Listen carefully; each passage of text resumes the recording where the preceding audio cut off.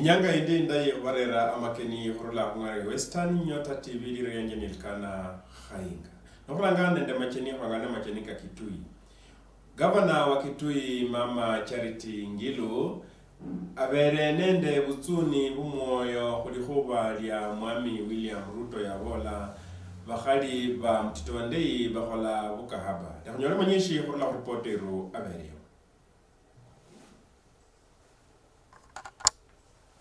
Mimi niliona mwenyewe kwa TV huyu Ruto akiongea akisema ati kura zangu sinaweza kuibiwa. Nana anatetemeka, hata mdomo yake inatetemeka kidogo.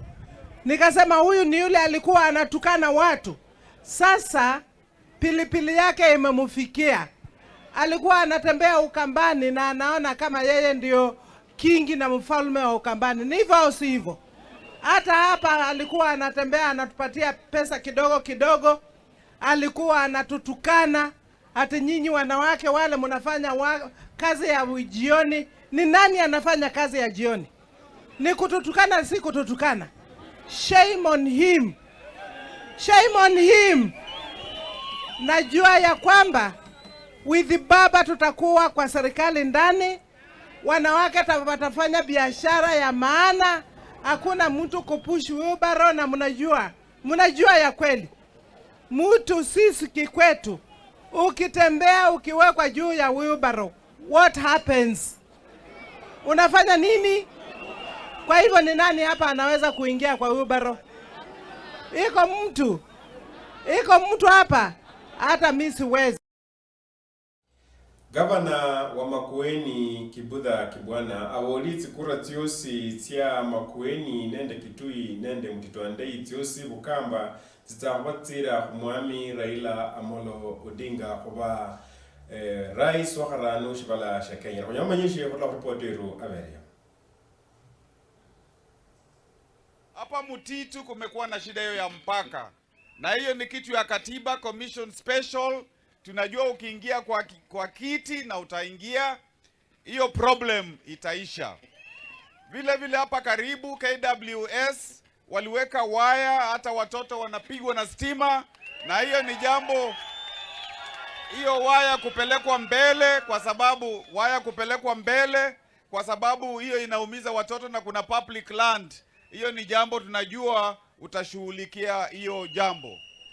Kitu ningeuliza kwa heshima kubwa ni hii mikutano sasa tunafanya huku Ukambani, iwe ni mikutano ya Azimio, vyama vile vingine vikiwa huku ndani, ndio tusilete kugawanya kwa watu. Hiyo ifanyike. Kwa hivyo sisi tunakukaribisha, tunajua wewe ulifungwa kwa sababu ya Kenya na sisi, wewe ulileta katiba, wewe ulileta ugatuzi, wewe unasema haki kwa wote, unasema uchumi kwa wote, na sisi kama jamii ya Wakamba tunakuunga mkono ndio uingie State House. Ukiona Kalonzo akiwa hapa, Ngilu akiwa hapa, Kibwana akiwa hapa, story ya Ukambani kwisha. Nikimalizia, kwa kweli tulikuwa tumeagiziwa tutakutana Mtitwandei, Kibwezi, alafu Nunguni na Kikima, na tunasikia kwamba kuna mahali pengine pamawekwa, na baba anatafuta kura, anaweza kwenda kila mahali akitafuta kura, na hiyo kwa baba ni sawa. Sisi ni watu wa mipango. Kwa hivyo again tumkaribishe baba katika kura, tuonyeshe kwa mikono kura zitakuwa ni za nani? Raila. Rais weru wishibala sha Kenya Uhuru Muigai Kenyatta abolili chomo lishibala sha Kenya nukuba ni picha indai ishibala sha Kenya aboliaka lwabere mukutano kwa baholi biashara. Nyamba nyishi hola reporteru abere. As a result of the various engagements that we have had, we have seen an increase in the interest in investment in our country. And not just from traditional partners, but from new partners who are coming on board and seeing Kenya as a major entry point. And I want to encourage you to continue that way. We have seen countries that are non-traditional recipients of our exports. Talking about avocados and what we have done opening up the Chinese market. And pushing our exports from a paltry 2 odd billion to 15 billion. And I'm very confident in this year that will almost double to 30 billion and moving forward. These are non-traditional markets that are offering opportunities to our farmers. We have seen an increase in South Korea, about increase in uptake of our coffee. Non-traditional market. Let us continue with this endeavor. Let us continue to push for new opportunities for our people and their businesses. We lost 2 years where I do believe we could have done a lot, but unfortunately as a result of the global situation with COVID and so on and so forth, we did lose 2 years. So mine really is just to encourage you to pick up from where we have left off, to continue with the good works, to continue to positively project the image of our country, to continue to take advantage, especially of this new Africa free trade arrangement that we have, to promote greater intra-Africa trade, but also for those of you who are in other capitals outside of the continent, to continue to make Kenya the gateway, the entry point into this 1 billion person market. And I do believe that has the potential of creating not only many millions of jobs for our people, but also truly, really enhancing and pushing us to be a truly middle-income country in a very short space of time. At the end of the day, we all work for the same. We work for our country, we work for our people. Wherever we are, whatever the position, our ultimate goal is the image of our country, the well-being and prosperity of our people. That is what we serve, and I am truly grateful for having had the opportunity to lead you in that endeavor for the last 9 or so years. It has been a great pleasure meeting many of you in different stations as we have continued to foster and to promote Kenya's not just image, but our trade relations, our political engagements with various countries and organizations, but also, most importantly for me, our people-to-people contact, because at the end of the day, that is where lasting partnerships are formed. As we encourage more people-to-people engagement, people feel confidence, people feel the ability to trust one another, people feel the kind of bond that comes from working together at the very lowest of levels. I want to also join you in thanking the team that has led the ministry during this period,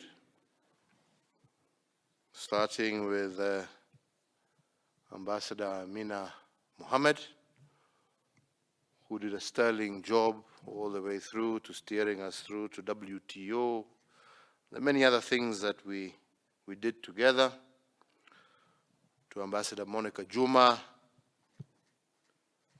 to our current Minister Rachel Omamo, the PS and his colleagues who have done a sterling job. And to say that I am indeed also very proud of the fact that I think the standing of our nation is much higher, more respected, more appreciated, and more consulted than it was 9 years ago as a result of the work that we have done together. Asanteni sana.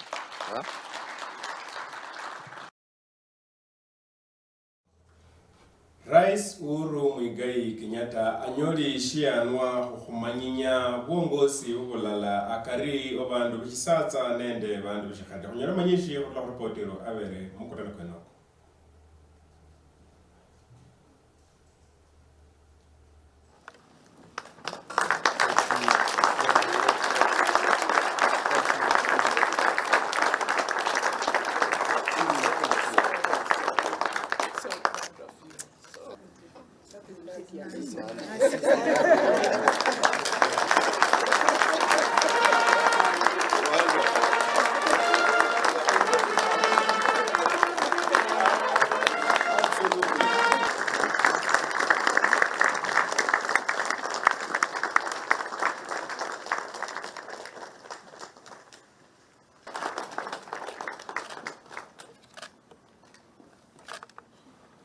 Asante sana. You're welcome, Excellency. To say and to engage us on this morning. CS Kovia, who also has something wonderful to say and to engage us on this morning. Please, my sister. Let me, on behalf of the Republic of Kenya, and indeed on my own behalf, to say how deeply honored we are to receive this year's Africa Gender Award, and this in recognition of the significant strides that we have made in advancing gender equity and the empowerment of our women and girls. And I wish to thank the Gender is My Agenda campaign for recognizing the Republic of Kenya and our leadership towards translating the African Union's solemn declaration on gender equality into action by making it a reality for the lives of women, men, girls, and boys. Indeed, as this award is achieved through multi-sectoral support, I also want to recognize and congratulate our other two award recipients, the Kenya Private Sector Alliance, hongera sana, pongezi, the Center for Rights Education and Awareness, there we go, congratulations. And I also wish to commend the Gender is My Agenda campaign for the remarkable work that you continue to undertake, keeping the African Union's solemn declaration alive by monitoring its implementation, thereby ensuring credibility and reliability of the performance of a country.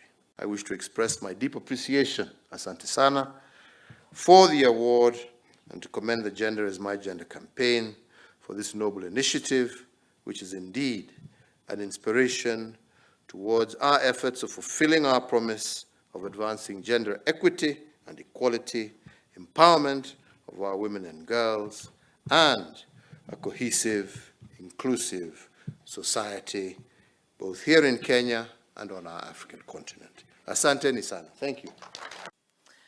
Our hearts are full of nostalgia because we have had such a great run over the last 10 years under the leadership of His Excellency President Kenyatta. We came from a place of exclusion, a place of essential contact, to a place of affirmation, to a place of inclusion. We came from the periphery to the center because we were led in exemplary style by His Excellency President Kenyatta. Through President Kenyatta's leadership, we have had a journey of transformation, a journey of repositioning of Kenya's foreign policy and of Kenya's stature in the world today. And I think it is important that they be historical accounting, Because if you do not account, others will tell your story differently. If you do not narrate the facts, others will distort the facts. We are very pleased Kenya has been selected as a recipient for this award. This is after careful evaluation of the country's report on the implementation of the commitment of the Solemn Declaration of Gender Equality in Africa. I thank Gender is My Agenda campaign network and the selection team for a job very well done. Your Excellency, getting this far is attributed to a strong political leadership and support of His Excellency the President, Uhuru Muigai Kenyatta. And your leadership, Your Excellency, and guidance, gender equality and equity occupies a very central position in your government national development agenda. It's certainly, Mr. President, to recognize your visionary leadership and your foresight, deployed not only in Kenya, but in our continent. While others are engaged, and we need to recognize that other leaders are engaged in changing the constitution, here in Kenya, you are demonstrating that democracy and good governance are fundamental values for peace, security, and stability.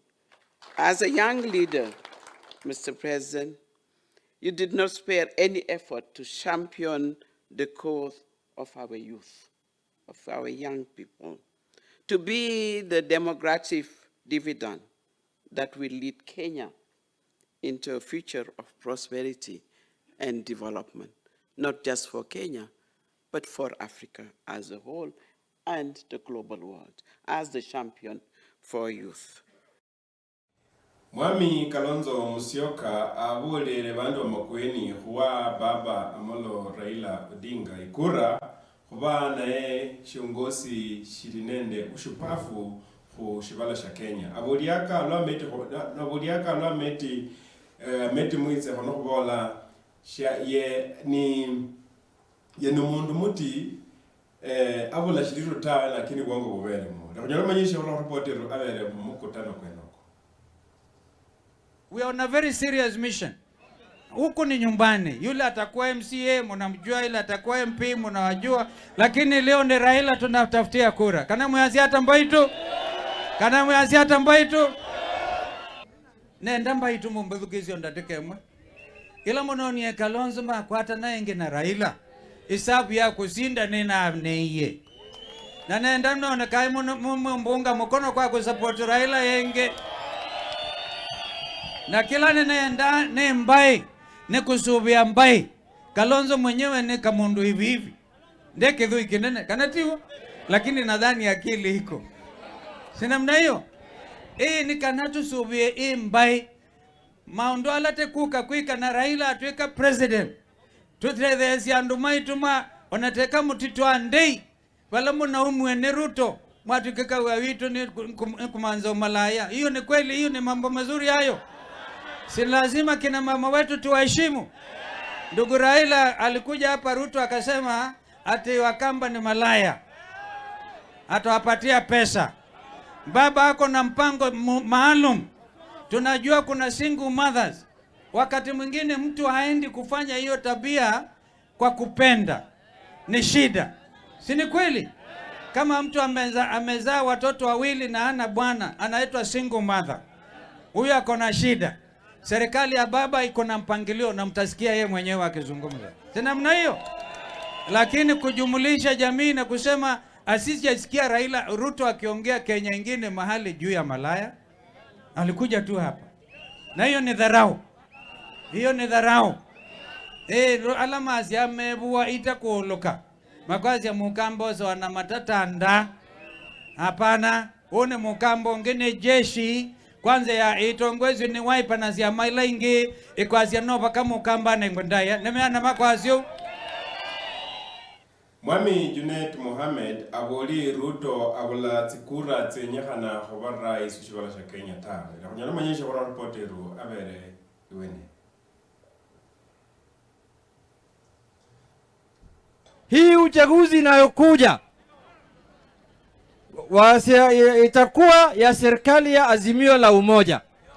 Imethibitishwa ya kwamba imekuwa waziwazi ya kwamba William Ruto hana numbers ya kushinda uchaguzi ujao.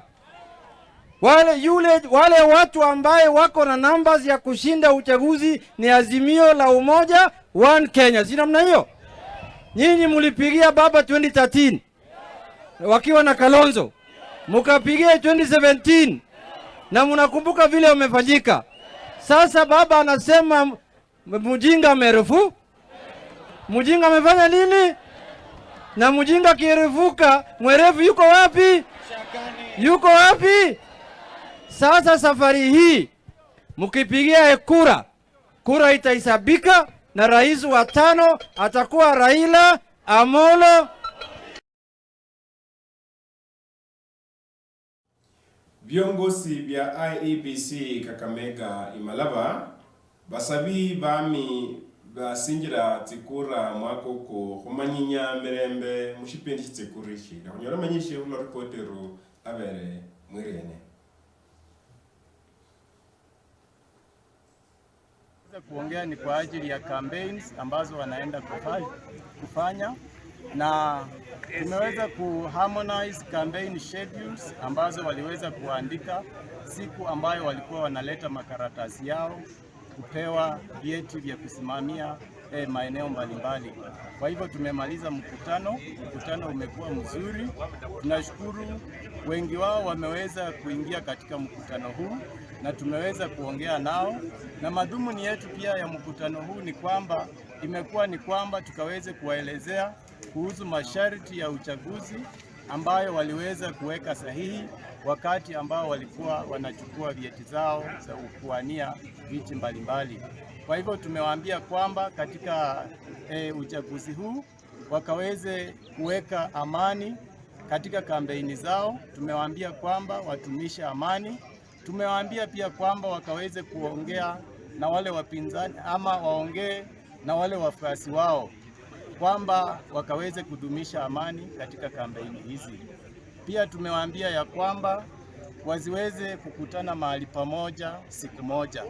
Kwa hivyo tumerekebisha mahali mbalimbali ambapo maybe huenda walikuwa wameweka kwamba kila mmoja alikuwa ameandika kwamba atakutana mahali pale. Kwa hivyo mahali pale ambapo wangekutana wawili tumeweza kurekebisha na tumeweza kuwapa masaa tofauti ili wasiweze kugongana katika kampeni zao.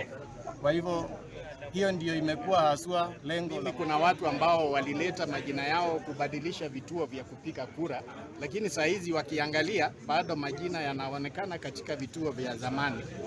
Kwa hivyo IEBC inatakiwa they should pull up their socks. Na kutokana na jana vile walijaribu hiyo system yao, ikiwa inaanza hivi wakati huu wanataka kutuambia hawajajitayarisha vya kutosha kuendesha uchaguzi. Mimi nia yangu tu itakuwa ni wahimize watumie ama wawe na maafisa na watu ambao wamesomea taaluma hii vizuri, sababu systems have been known to fail oftenly many times, na hilo ni jambo ambalo wanaelewa vizuri. Kitu nawahimiza tu waweke system yao iwe ambayo itakuwa reliable, ambayo itategemewa na kila mtu, wakombeaji na wapiga kura. Tusifike mahali wakati tunaanza siku ya kura imefika na watu wengine wanaambiwa hawako kwa sajili ama walitaka kubadilisha na hawajabadilisha. Kwa hivyo IEBC haswa ofisi kuu inatakiwa muweke mipangilio na mikakati yote iwe tayari ili tusichanganyishe wakombeaji na wapiga kura. Zile list za harmonization ya campaign. Ningewaambia tupige siasa ya amani, upendo na kuchaguliwa kwa mtu nafurahia IEBC tuita pamoja tuweze kutangamana, tuongee, tupange ratiba ili tutakavyotembea Manda Shibanga. Mimi nawashauri tu watu wa Manda Shibanga kama David Kibishi, naomba nimeona yale ambayo maneno nimefanya, maendeleo ambayo nimefanya na kutumia zile fedha zangu kidogo ambazo nimeweza kufanya. Na naomba mkinipa hii nafasi tena nitaweza kuwafanyia zaidi ya yale ambayo nimeona mwenye kuwa amefanya. Hayo. Nilikuwa na jambo lingine. Hapo ni kweli, lazima mimi kama mwaniaji niwe na wasiwasi kuhusu hilo jambo. Lakini tangu mwanzo ile IEBC ilianza kufanya matayarisho yake, tuliona wanaenda vizuri. Pale ndio tumekuwa na kizungumkuti. Lakini niliposikia wakuu wa IEBC at national level wakiongea jinsi vile watakavyorekebisha hiyo shida na tuwe na kura ya uwazi, mimi nina matumaini ya kwamba hatutakuwa na shida yoyote kwa mwaka huu. Kwa maana miaka iliyopita tulikuwa na shida nyingi, ikafanya Wakenya hata wakapikana. Na sidhani ya kwamba IEBC inaweza ruhusu chochote chenye kinaweza fanya wananchi wawe na uhasama. Tumeweza kuwaelezea wakati walipokuwa wakikuja kuwasilisha makaratasi zao. Kuna sheria ambazo waliweza kuweka sahihi ambazo ni Electoral Code of Conduct katika lugha ya Kimombo, na tumewaambia kwamba wakaweze kudumisha masharti hayo, kwamba yule ambaye ataweza kuvunja yale masharti, tunajua kwamba sheria itachukua mkondo wake na tutamchukulia sheria na tutaweza kuona kwamba anaadhibiwa jinsi kulingana na sheria. Pia wale ambao watagongana, tunaamini kwamba kila mmoja ameweka ratiba jinsi atakavyofanya campaign, na tunaomba kwamba wakaweze kudumisha ile ratiba, mmoja asiende kwa ratiba ya mwingine. Kwa hivyo tumeweza kuweka hizo ratiba na kila mmoja ataweza kufuata ratiba yake kuanzia hivi sasa hadi tarehe 6 Mbunge w'ikolomani Bernard Masaka shinali ahani tsikadi tya NHIF kubandu b'ikolomani nuko basaba mukalisa kuchisako shubunge w'ikolomani da kunyole manyishi kurula reporteru abere mwirene Tumuka mahoni mwita nala pande wetuwa honda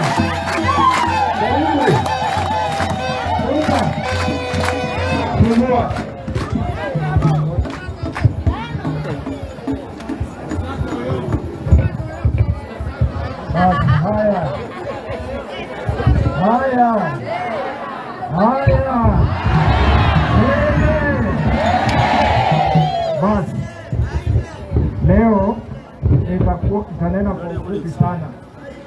Shauri tuko na wageni na tuko na kazi maalum ile tunatakiwa tufanye. Najua watu wangu washakuja hapa wameniongelesha, lakini sasa imetumia wakati ambapo pia na mimi nataka ninene na pia nipatie wageni wetu nafasi waweze kumsalamia. Kila wakati nimemwambia nafanya mradi wa NHIF, tulishikana na shirika moja kutoka Nairobi la Amref, inaitwa Farm Access, wako hapa. Tumeshikana na kampuni moja hapa Ikolomani ambayo inafanya utafiti wa kutafuta gold chanda, pia wametusaidia. Nitawapatia nafasi wakuja wamsalamie, sababu mambo yangu mimi hutangaza mahali naenda, nasema hii kazi tunashikana na watu fulani, wananisaidia, wanalipa shilingi 3,000 na mimi kupitia CDF pia naongeza shilingi 3,000 na wamelipa nafasi 8,000. Saa hii tumemaliza tu nafasi 1,200. Sasa bado tuna nafasi 7,000 zile wametupa, tutafikia kila jamii ya hapa Ikolomani. Kila nyumba leo tu ni step 1. Tunasikizana? Leo ni step 1. Tutarudi hapa mpaka kila mtu. Tunataka watu wetu kila saa wanafariki shauri, hawajui magonjwa yao ni gani. Wanaogopa kwenda hospitali kwa sababu ya pesa.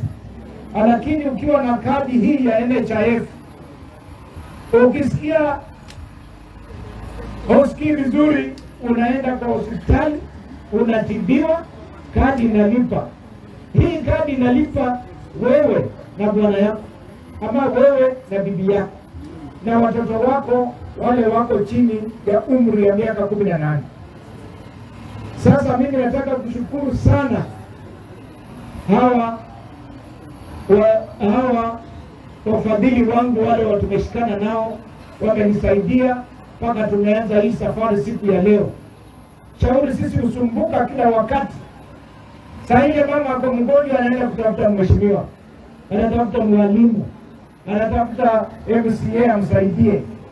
Sasa kwa hiyo tunaanza kufunga hiyo njia, haitakuwa tena. Na hapa tutarudi sana na turudi. Sasa NHIF pia wenyewe wako hapa, wale wanampa matibabu hiyo. So nitawapatia nafasi waweze kumsalamia, wampe maelezo, kwa sababu mimi ni mwanasiasa, najua kuongea siasa na maendeleo, lakini wao wanaelewa jinsi hii kadi inafanya kazi. Alafu kwa lenye Afrika la Mungu, no? Kule mwenyewe mbuliko shi. Wanandoros. Umanyine mimi ni wandi kwa mwenye azigwa. Bas. How do we go? Mwanzo na nani? Haya, wacha tulete wafadhili wetu na ni waigizaji hapa Ikolomani wa Shanta waweze kusalamia. Asante sana mheshimiwa. Sitasema mengi kwa sababu najua kuna wakati na bado tunaendelea na safari. Amjambo watu wa Ikolomani. Amjambo watu wa Ireki. Kwa majina naitwa Washington Ogutu. Nafanya kazi na shirika moja, ni kampuni inaitwa Shanta Gold. Shanta Gold chenye tunafanya utafiti ya kutafuta gold, na ni vizuri kusema imepatikana. Saa hizi tunaanza kitu tunaita feasibility studies, ndio tuweze kujua itatolewa namna gani. Ni hapa Isulu pamoja na Bushangala. Mimi nitasema machache sana. Mheshimiwa, ukiniruhusu, nataka kusema wewe ndio unafaa kuambiwa asante, kwa sababu hii maneno ya NHIF ilikuwa fikira zako, ukakuja ukatueleza, lakini kwa sababu tuko na social program, ukasema hii ni kitu chenye inasaidia. Mimi na tutakuja kwa fanya. Nina tena niongea kidogo. Na ndio sasa nimemwachia hiyo jina, ndio lazima niwachie mgeni. Haya, leo karibu. Asante sana mheshimiwa. Habari zenu? Mlembe bosi? Mlembe handi? Hii siku ni siku kubwa sana kwetu. Na tutakuja kwa niaba ya siasa. Tumekuja kwa maana tunashirikiana, tumefanya kazi kwa karibu sana na mheshimiwa katika mradi tunaita iPush ambao ni ushirikiano kati ya Amref Health Africa na Farmer Access Foundation. Na lengo letu kubwa ilikuwa kuhakikisha ya kwamba kila mtu anapata access to healthcare, kwa mambo tunaita universal health coverage. Kwa hivyo Ikolomani constituency tunawaheshimu sana na tunasema hongera, kwa maana nyinyi mliingia arada na mkakimbia sana na hiyo mradi, na wamama wote, wamama hoye, wamama wote hoye, tunafurahi sana na ndio maana tulisema wakati tumesikia mnapata hiyo kadi, tukasema tunakuja kujiunga pamoja na mheshimiwa na constituency ya Ikolomani kusherehekea, kwa maana hili ni jambo kubwa. Yule ambaye anashughulikia afya, hiyo ni jambo kuu sana. Kwa hivyo mko na kiongozi ambaye wako mbele, anawajali, already ako kwa Vision 2030. Asanteni sana.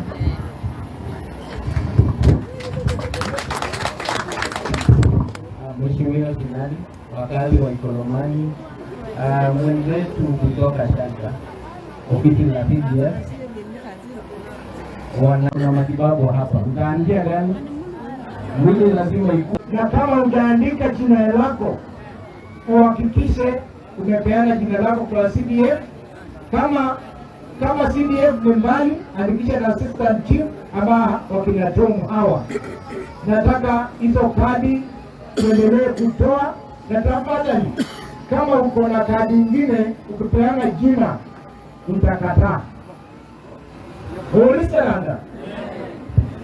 Sasa watu wale tumeshirikiana nao, mmewaona siku ya leo Ikolomani mzima tunapeana kadi 1170. Those are 1,170 families. Na tukisema hivyo, tukiitisha family, hiyo kadi ikipewa mama inajibu pia mzee, na inajibu na watoto wale wako chini ya umri ya miaka 18, wale ile familia iko naye.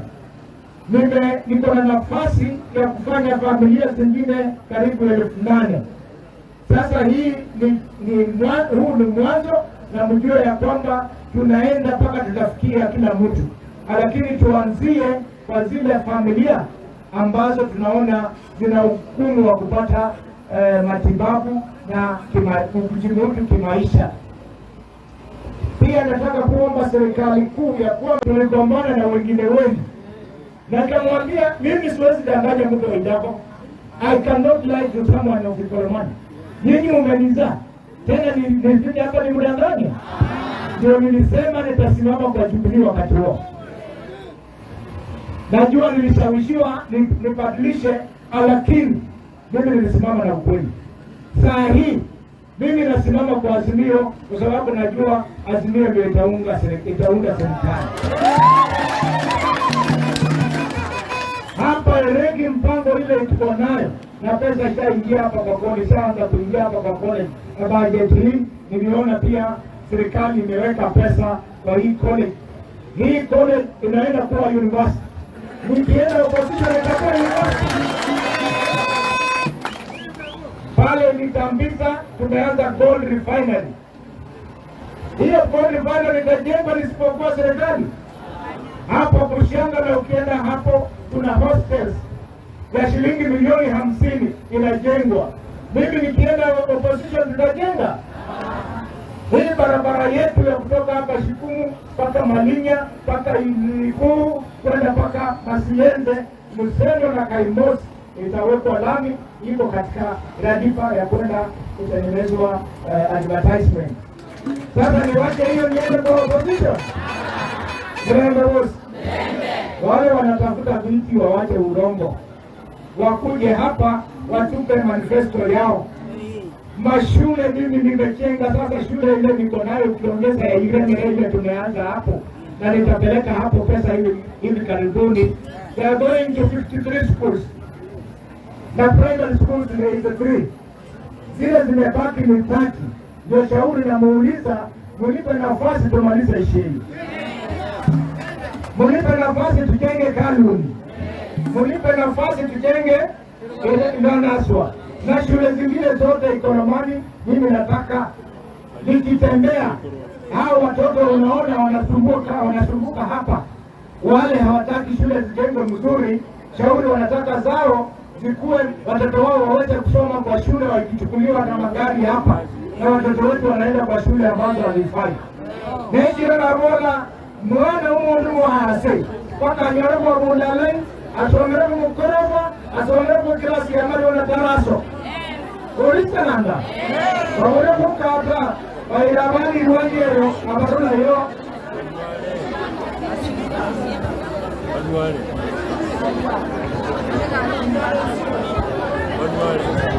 Sawa sawa, tuendelee, tuko sawa. Azimio, halo, azimio, tunajibu inawezekana, ili aweze kusoma apate. Imesaidia watu wengi sana na wengine wenye watapata hapo mbeleni, na sisi kama kampuni yako kakabetsa Amakeni horula hongare ya Western Nyota TV lirianje Elikanah Khainga sira kulonda pindi berubi ngare ya Western Nyota TV ubeno nyola manyishi na njere rinyange niko shiri shinare shirejerwa muhola shiri shinare shirejerwa muhola